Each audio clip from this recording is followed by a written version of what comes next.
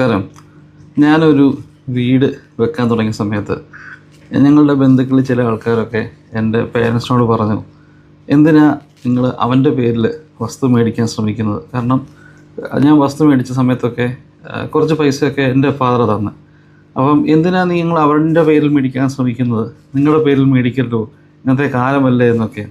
അപ്പം കേട്ട ചില ആൾക്കാർക്കൊക്കെ ദേഷ്യം വന്നു. ഇവരെന്തിനാ, ചില ആൾക്കാരുണ്ടല്ലോ നമ്മളുടെ ഈ കുടുംബക്കാരൊക്കെ ചുമ്മാ ആവശ്യമില്ലാതെ നമ്മുടെ വീട്ടിലെ പേഴ്സണൽ കാര്യത്തിനകത്തൊക്കെ ഇടപെട്ട് ചുമ്മാ കുളവാക്കുന്ന കുറേ ആൾക്കാർ, അങ്ങനെയൊക്കെ പറയുന്ന കുറേ ആൾക്കാർ എന്തോ പറഞ്ഞു വിട്ടത്തിൽ പറഞ്ഞാണ്.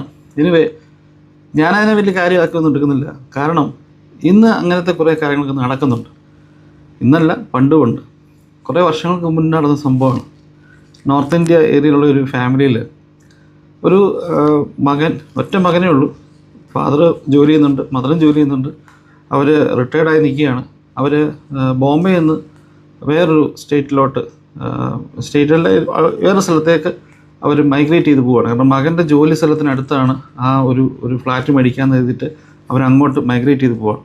അപ്പോൾ അങ്ങനെ അവർ പുതിയ സ്ഥലത്തേക്ക് പോകുന്നു. അവിടത്തേക്ക് ഫ്ലാറ്റ് മേടിക്കണം, കുറച്ച് രൂപ ലോൺ എടുക്കണം. അപ്പോൾ ആ എമൗണ്ട് വൈഫിൻ്റെ പേരിൽ മകനെടുത്തു.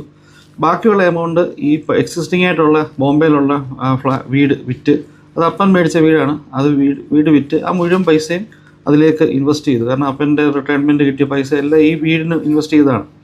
അങ്ങനെ ആ പൈസ എല്ലാം ഇൻവെസ്റ്റ് ചെയ്ത് അവർ ആ പുതിയ സ്ഥലത്തേക്ക് താമസമായി കണ്ടിന്യൂ ചെയ്ത് പോയിക്കൊണ്ടിരിക്കുമ്പോൾ